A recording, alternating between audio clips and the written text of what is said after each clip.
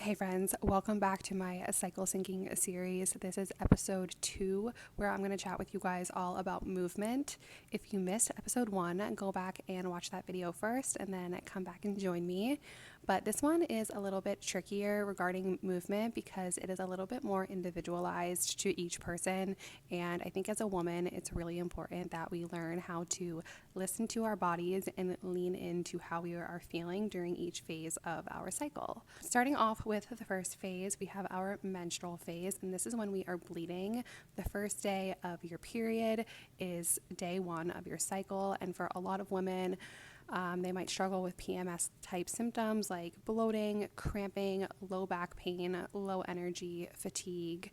And during this time, it can be best for a lot of women to stick to light and gentle movement like walking, light yoga, Pilates, breath work. And this is really a good time in our cycle to slow down, take the recovery that we need, the rest, do lots of stretching.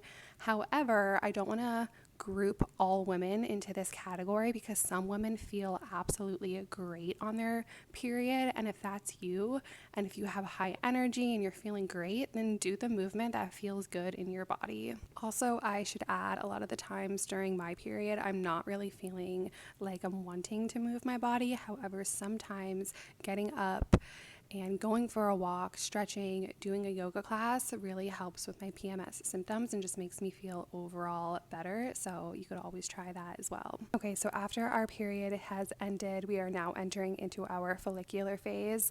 And this phase begins right after you stop bleeding and up until ovulation. So these days vary a little bit from woman to woman, but during this phase, our estrogen starts to rise. We are feeling like we have more energy, more motivation. As our estrogen is rising, estrogen is really good for muscle strength, coordination, resilience, and we're just feeling overall more motivated.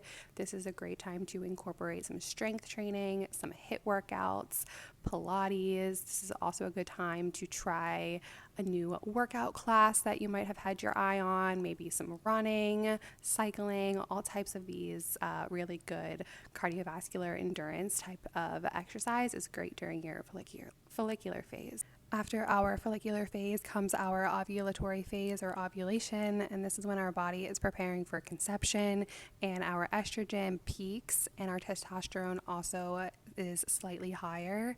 And for a lot of women, they feel so unstoppable during ovulation. They are feeling more confident, more powerful, more resilient. This is a great time in the gym to lift heavier, hit those PRs, maybe incorporate some sprinting intervals into your routine, really get that cardiovascular endurance up. Maybe try some HIIT classes, some high intensity interval training, try those new workout classes. However, like I said, it's really important as women that we do listen to our bodies because some women don't feel so great during ovulation and they get ovulatory pain, and doing these high intense workouts might not feel so great for them in their body. And last but not least, we have our luteal phase, and this phase is typically the week leading up to our menstrual phase.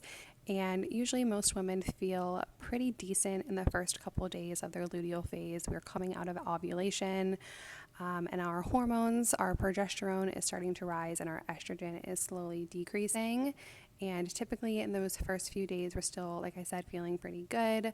Maybe some moderate strength training, some steady state cardio, hiking, movement like that can be really beneficial. And then as we near the end of our luteal phase, the first couple days right before your period, we might start experiencing PMS type symptoms, and walking, gentle yoga, low impact type of movement might feel better in your body as you are approaching your menstrual phase. So this is kind of a brief summary of how you can sync your workouts to the phase of your cycle that you're in.